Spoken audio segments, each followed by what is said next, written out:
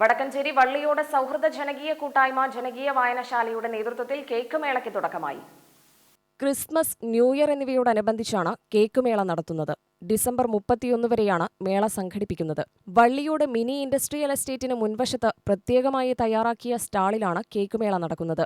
Plum cake, marble cake, banana cake, nuts cake, dates cake, carrot cake, white forest, black forest, butter cake തുടങ്ങി പലതരം കേക്കുകൾ മൊത്തമായും ചില്ലറയായും മേളയിൽ ലഭ്യമാക്കിയിട്ടുണ്ട്. സേതു പരിപാടി ഉദ്ഘാടനം ചെയ്തു.